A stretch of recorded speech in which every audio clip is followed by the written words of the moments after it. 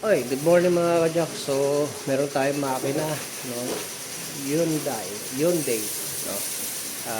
Ito po ay may sumasagitsit, no? Akala namin simpleng bagay lang na sumasagitsit, yung pala basag yung kanyang cylinder head gasket, no?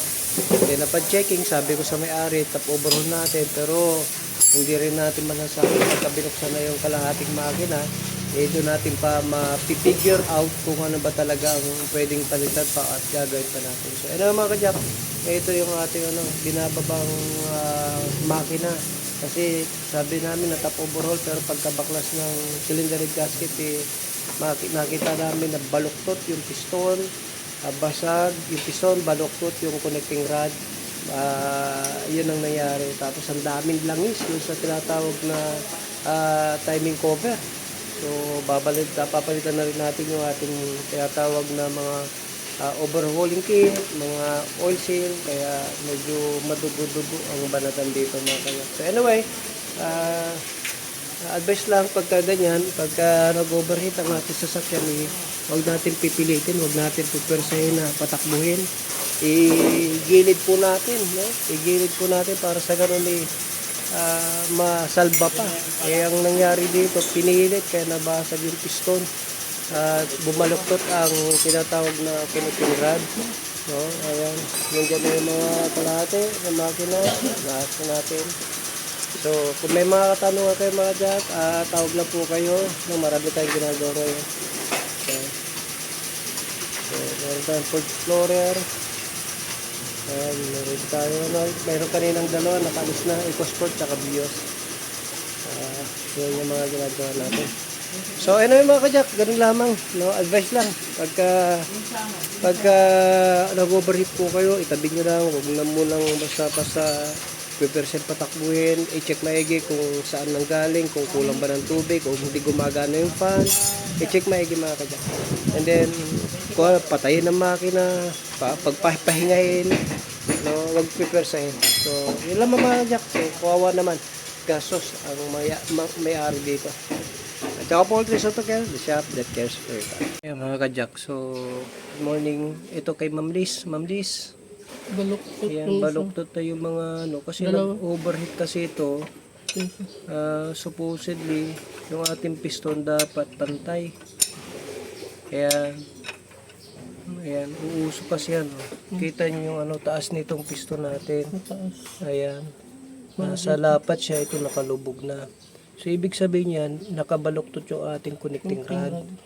So, ibig sabihin nag-overheat to. No? Nabaluktot. So, yan, isa yan. Tapos yung isa, may kaunti na rin tama. So, yun nakakalungkot. Kasi top overhaul lang ang quotation natin dito. Kasi nag-overheat nga. Minsan, di naintindihan na may-ari yan.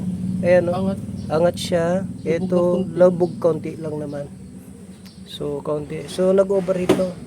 Minsan may mga customer hindi nila naintindihan pagka kasi top overhaul ang ginawa natin, minsan pagka baklas natin para ma-perfect yung gawa natin, chine-check pa natin.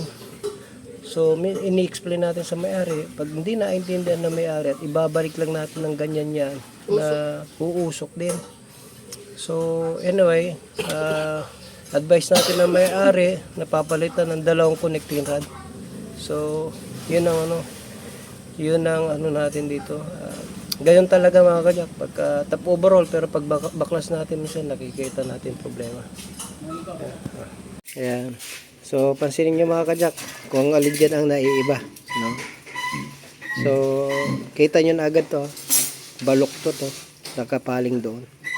Ito straight pa naman, straight, ito baluktot doon. So yung mga nabaluktot na yan, nabasag. Yun, no? So, top overhaul sana, kaso nakita namin na hindi na pantay yung piston sa number 2, yan basag, bumaluktot tong isang connecting rod. Tsaka ito, lalo na to, baluktot to. Pero may basag din to. Yan, kita nyo. So, may crack din siya. So So, hindi natin pwedeng ibalik pagka ganitong kondisyon. So, magpapalit tayo ng assembly ng buo. No? Hanap tayo ng pyesa. Yun, baloktot to. Kita pantay. Hanap tayo ng pyesa. So, ganyan nangyayari mga kajak, no? Pagka nag-overheat ang ating makina, tapos napersa pa rin, yun. Lagapak. Basag ang piston. Ito masakit, oh. Biyak, yung piston natin. Dalawa, uno at dos.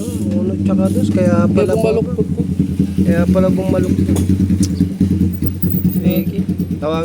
Pati itong timing belt kasi nababad na rin sa langis. So mapansin nyo. So medyo kulang sa maintenance kasi itong sasakyan na to. Mga kajak, gastos talaga pagka kaya pagka nag-overheat yung ating sasakyan, itabi natin, tapos wag natin pipilitin. Pag pinilit natin yan, ay yan ang mangyayari. Sa sobrang init, mababaluktot yung ating tinatawag na connecting rod, mababasag yung ating piston, so lalo mapapagastos tayo yan. So kung nag-overheat po tayo, gilid lang muna ng konti, tabi, no? Tapos pagpahingayin ang sasakyan, tapos i-check maigi kung may tubig, kung wala. So wag pepersen ang makina. Wag dating pepersen, lalong mapapagastos tayo. Sana na-save pa sana. So anyway, yan ang nangyari dito sa ginagawa natin yung dito. Sabi ko sa una, sa may-ari, kasi nag-overheat, may singaw, nakita ko yung kanyang gasket, no, nabasag. Kaya pala may sumisirit, sumisingaw. So, ayan, instead na top overhaul lang sana, kaso papan-checkin mga kajak, talagang hindi pwedeng i-top overhaul lang, talagang kailangan iayos kasi tayo rin bilang mekaniko, no, mababakyab tayo rin mga sisisi, kaya gusto natin mapulido na para sa ganon ito magal. Yan lang mga kajak, Jacob Paul, the shop that cares for your car. God bless.